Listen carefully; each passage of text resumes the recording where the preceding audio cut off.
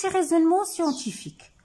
On enlève les hémisphères cérébraux d'un chien, bien que ses yeux soient ouverts, il ne reconnaît plus les personnes qui s'occupent de lui. Il ne manifeste aucune frayeur si on le menace avec un bâton. Il ne s'enfuit pas. Il reste indifférent à son entourage. Les mêmes effets se produisent quand on enlève seulement toute la substance grise des hémisphères cérébraux. Donc, on a enlevé les hémisphères cérébraux, regardez les conséquences. Et les mêmes résultats obtenus si on enlève la substance grise des hémisphères cérébraux. Donc, la question c'est quoi? Qu'est-ce qu'ils nous ont demandé? Ils nous ont demandé de tirer une conclusion convenable de ces observations. Quelle est la conclusion qu'on peut tirer? Donc, grâce aux hémisphères cérébraux, grâce à la matière grise, la substance grise des hémisphères cérébraux, le chien peut, s'il a perdu ses hémisphères cérébraux, il n'arrive pas à s'identifier, il n'arrive pas à identifier son entourage, il n'arrive pas à manifester la frayeur si on le menace par un bâton, il ne peut pas s'enfuir, il reste intact, il perd sa sensibilité. Ok? Donc, sur un autre chien, on détruit seulement la substance grise des lobes occipitaux, le chien devient aveugle. Qu'est-ce qu'on a détruit? La substance grise, le chien devient aveugle. Quelle est la conclusion qu'on peut tirer? Que la substance grise qui se trouve au niveau des lobes occipitaux, responsable de la sensibilité consciente, la vision. Ok? C'est parce que là, au niveau de lobe occipitaux, que se trouve le centre nerveux, l'aire visuelle. Donc, si on enlève la substance grise, donc ils perdent cette sensation-là. Passons à la troisième question. Abdou touche son verre de café et constate qu'il est chaud. Abdou, il touche son verre de café et constate qu'il est chaud. Déterminez le type de cette sensation. Il s'agit de quelle sensation? Justifiez votre réponse et tracez le trajet d'un influx nerveux correspond. Regardez, toujours, il vous demande de tracer le schéma. Donc, première, le type de cette sensation, c'est une sensibilité consciente, la sensibilité générale, sensibilité du toucher, parce que il y a ici un mot-clé qui peut vous aider à trouver la réponse. C'est le verbe toucher. Ok? Justifiez votre réponse. C'est ça la justification. Tracez le trajet de l'influx nerveux. Le trajet de l'influx nerveux, on va commencer par quoi? Le premier élément, c'est le stimulus, la chaleur qui est dégagée par le verre du café. Deuxième élément, c'est la peau. Quel est le rôle de la peau? C'est un organe de sens. Puis, il y aura intervention de deux conducteurs. C'est le nerf qui va conduire, le nerf sensitif qui va conduire l'influx nerveux sensitif centripète. S'ajoute-t-on quoi? La moelle épinière, qui joue aussi un rôle de conducteur sensitif, vers le centre nerveux. C'est quoi le centre nerveux? C'est l'aire de la sensibilité générale. C'est l'aire du toucher, c'est là où il y a la perception de l'influx nerveux et l'analyse de cet influx nerveux. Voilà les éléments de réponse pour cet exercice. La première conclusion, lorsqu'on a détruit les hémisphères cérébraux, quelle est la conclusion qu'on peut tirer? Les hémisphères cérébraux permettent au chien d'identifier son entourage, de manifester de la frayeur, de s'enfuir si on le menace, d'être sensible à son entourage. Donc, c'est la substance grise des hémisphères cérébraux qui lui permet d'acquérir de telles capacités. Si on enlève cette substance grise, il perd ses capacités. La deuxième question de deuxième chien dont on a détruit la substance grise des lobes occipitaux, on a vu qu'il perd la vision. Donc, qu'est-ce qu'on peut conclure? Que la substance grise des lobes occipitaux, il commande la fonction visuelle du chien. Oui. Troisième question, lorsque Abdou, il touche une tasse de feu, une tasse de lait chaud. Donc, il s'agit de quelle sensation consciente? Il s'agit de la sensibilité consciente, le toucher. Car en touchant le verre, il a voulu savoir si le café il est chaud ou non. Donc, c'est ça la justification. Lorsqu'il touche le verre, il veut savoir est-ce que le café il est chaud ou bien froid.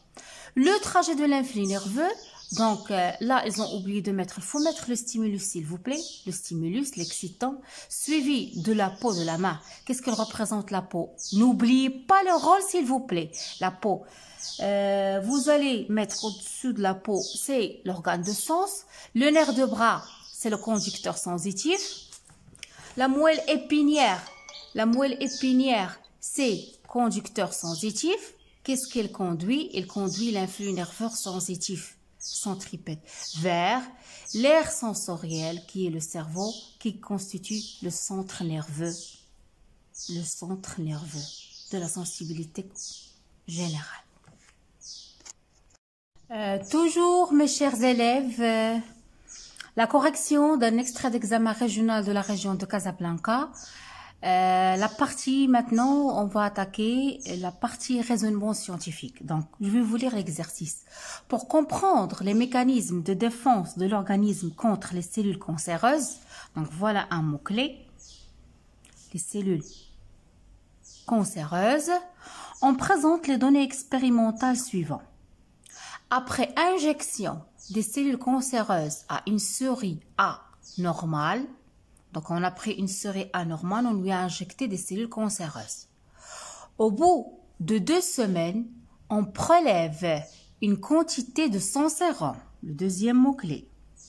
On a prélevé de cette souris A dans laquelle on a injecté les cellules cancéreuses, on a prélevé le sérum. Oui, et on a prélevé aussi ces lymphocytes T.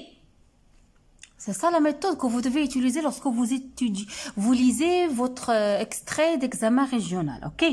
Pour réaliser les expériences dont les résultats sont indiqués dans le tableau. Récapitulons. On a une souris A, on lui a injecté des cellules cancéreuses et au bout de 2 semaines, qu'est-ce qu'on a extrait de cette souris A? On a fait le premier prélèvement, le sérum. Et on a pris le deuxième prélèvement, les lymphocytes T. Donc, le sérum qu'on a prélevé, on lui a rajouté des cellules cancéreuses. Qu'est-ce que vous voyez?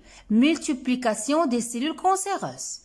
Deuxième prélèvement dans lequel on a prélevé les lymphocytes T, on a rajouté les cellules cancéreuses, on voit la destruction des cellules cancéreuses. Donc ça, c'est ça la stratégie que vous allez faire dans l'examen. Vous lisez, vous essayez de comprendre. Si vous n'avez pas compris l'exercice, soyez sûr que vous n'allez pas trouver la réponse. Donc, passons maintenant aux questions. Comparez l'effet du sérum et des lymphocytes T sur les cellules cancéreuses. C'est très facile. Comparez l'effet. Lorsqu'on a mis le sérum au contact des cellules cancéreuses, qu'est-ce qu'on voit? La multiplication des cellules cancéreuses. Est-ce que le sérum a un effet sur ces cellules cancéreuses? Non, le sérum n'a aucun effet sur les cellules cancéreuses du fait que les cellules cancéreuses, elles continuent à se multiplier, elles continuent à se proliférer.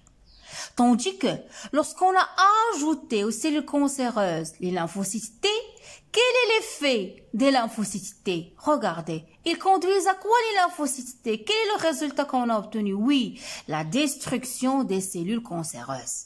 Donc la première question, c'est une petite comparaison. Vous essayez de formuler des phrases simples à partir des résultats de l'expérience. Passons à la deuxième question. Là, ils vont nous demander, soyez sûrs, une conclusion. Oui. Déduire. Ça veut dire quoi déduire? Conclure. Donner une conclusion. Déduire le type de réponse immunitaire intervenant contre les cellules cancéreuses. Quel est le type de réponse immunitaire? On a 2 types, vous le savez déjà. On a réponse immunitaire à médiation humorale par l'intervention des sérums, c'est-à-dire les anticorps, et on a l'intervention d'une immunité à médiation cellulaire.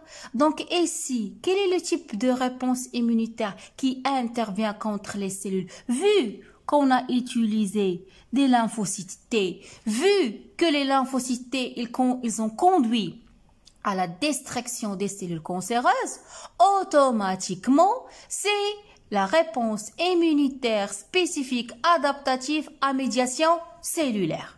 Donc, ces 2 questions, c'est à la portée de tout le monde, il ne faut pas les rater. On passe à la question 3. Quel est le résultat? La question 3, je vais vous la lire. J'ai sauté les données, j'ai passé à la question. Donc la question 3, les données tout d'abord. L'expérience 2, cette expérience, elle a été répétée en utilisant des lymphocytes T d'une souris qui n'a jamais injecté par des cellules cancéreuses. Donc on n'a jamais injecté cette souris par des cellules cancéreuses. Ok?